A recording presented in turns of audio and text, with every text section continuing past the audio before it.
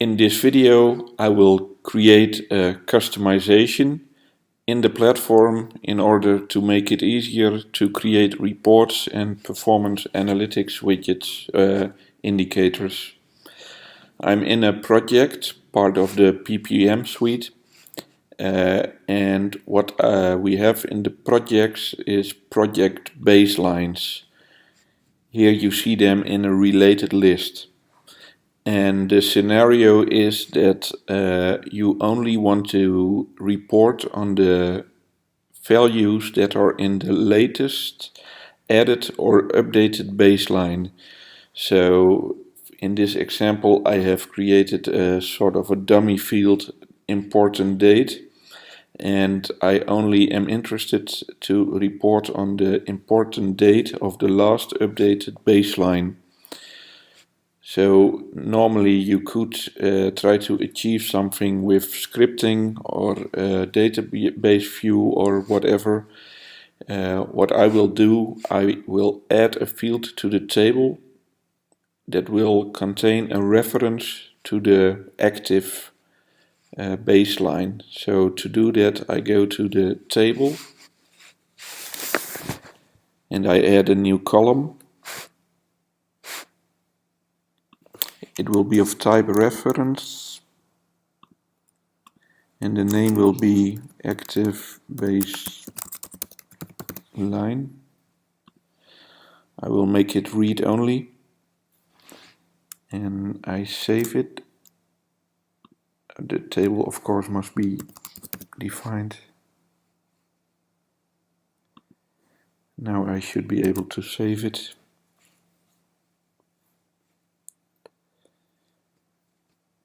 For the label I will add a text field, a hint.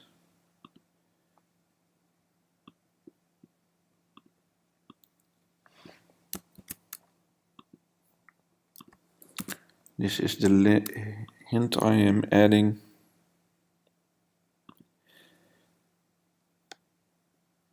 And now when I go back to the project,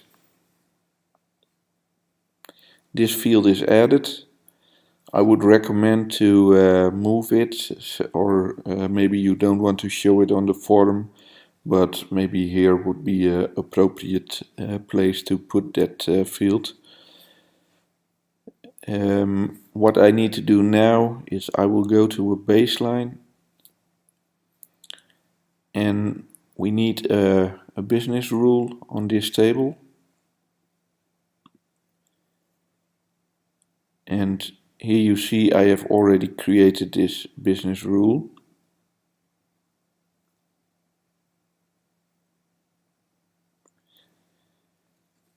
It is set to when after. So each time the table is baseline and the action is done after an insert, an update or a delete. And after insert, update or a delete, a script is executed. And what we do here is the baseline, that is a sysid of the current records baseline. So the baseline is stored here. And this is only executed when we deal with a delete. When we delete, we want to update it to the last, newest or last updated available baseline, if it is available.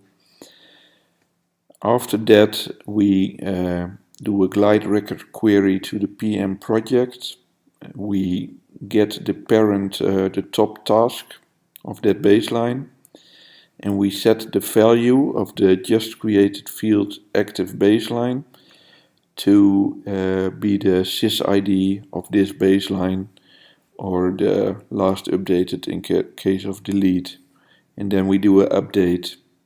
So this is the logic that is needed. And now when I go back again to the project,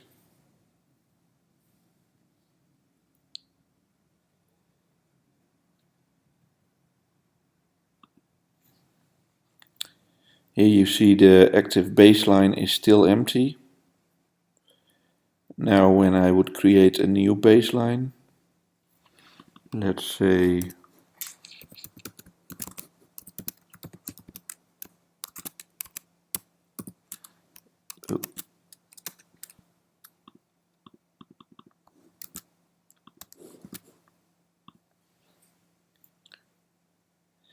now immediate after the update, the business rule I have just showed has updated this field to force baseline.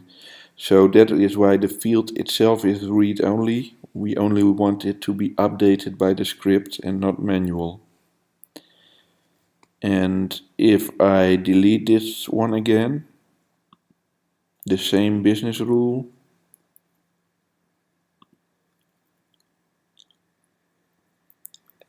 it now has been updated to second baseline. That is because I have set the important date for that after I created the third baseline. So this seems good. Of course, the others. So when I go to this one where I have done some testing. But this one is not filled. It will only be filled when it is touched, when something is done with the baseline. So in order to get it right now, get it to be filled right now, I want to run a background script. I could also run it in the Explorer you just saw, but that is not on every instance.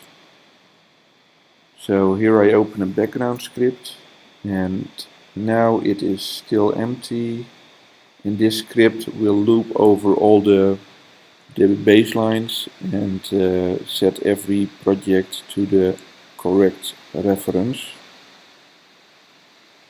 Here it only takes a short time to run. In a real world instance it can take longer. And here you see the record update has been taking place, and it's been set to the fourth baseline. So this script only has to be run just after the deployment of the update. So now this is finished, and now we can use this new field. I need to go to Performance Analytics Indicator Source or Report, or everywhere in the platform you can now benefit from this field. When I would create a new indicator source, and I would set the facts table to the project table. Now I can dot walk the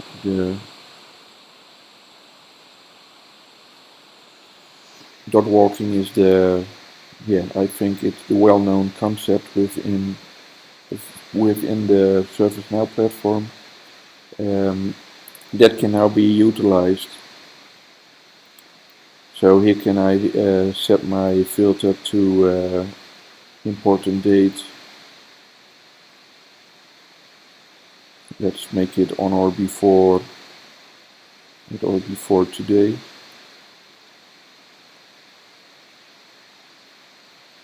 And here you see that two records would match this. So this way you can connect two tables when there isn't a reference field, but you only want to link it to a one-to-one relation. I hope this helps. Please leave a reply in the comment if you have questions or other thoughts. Thank you.